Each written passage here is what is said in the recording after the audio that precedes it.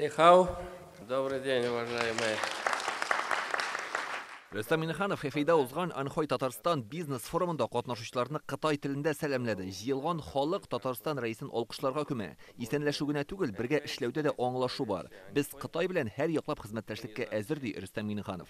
Ожидаем, что в ходе встречи деловых кругов деловые круги откроют новые направления для взаимодействия, договорятся о совместных проектах. Алдынгы технологияләрне өйрәнү буенча эш күптән алып барыла, Рөстәм Миннеханов. Пекинда Татарстанның сәүдә икътисади вәкиллеге бар. Казанда Кытай Халык Республикасының генераль консуллыгы эшләй. Пандемия чорында уртак хезмәттәшлек буенча күп кенә проектлар үтәлми калды. Хәзер аларны яңадан башлар чак, ди рәис. Хорошими темпами растет товарооборот Татарстана и Китая. По итогам прошлого года он увеличился более чем на 58% и превысил цифру 1,6 миллиарда долларов.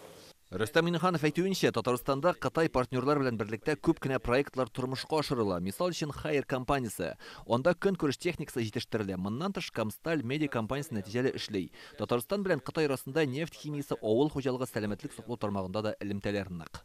Республика Татарстан заинтересована в продвижении Китай продукции наших предприятий. Это и автомобильная промышленность, вертолеты, суда, газоперекачивающее оборудование, шины, компрессоры, медицинские инструменты, машиностроительные и нефтехимические продукции.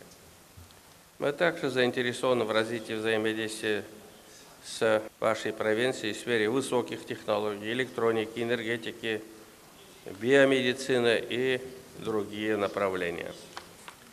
Республика Татарстан – один из ведущих промышленно развитых регионов Российской Федерации. Мы обладаем значительным промышленным потенциалом, развитым человеческим капиталом. Анхой провинциясында икътисадның төп тармаклары үсештә. Бу автомобиль төзелеше, төзү материаллары, дарулар, азык-төлек җитештерү, логистика, энергетика, финанс хезмәтләре. Провинциядә 8500-дән артык югары технологияле предприятие бар. Анхой провинциясының тышкы эшләр канцеляриясе башлыгы Татарстан белән хезмәттәшлекнең нигезе ышанычлы булуын билгеләп үтте. Рөстәм Миннеханов безнең күптәнге достыбыз, кичә безнең губернатор белән дусларча аралашу булды һәм хезмәттәшлекне киңәйтү турында килешүләр төзелде. Тулаем продукт буенча Анхой провинциясе Кытайда иң яхшы унлыкка керә. Мондый форумнар ярдәмендә без уртак эшчәнлекне киңәйтә алырбыз дип ышанам.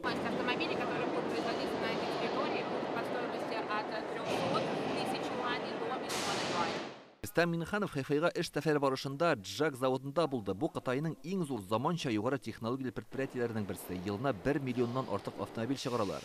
Компания бәйсез бренд белән җиңел, уртача авырлыктагы һәм авыр йөк машиналары, электромобильләр, автобуслар, йөк тиягечләр һәм башка төр техника чыгара. Москвич автомобильнең иминлек таләпләренә туры килүен сынау полигонында тикшереп карадылар. Рөстәм Миннеханов машинадан канәгать калды. Илдар Сафиуллин, Яңа Гасыр каналы.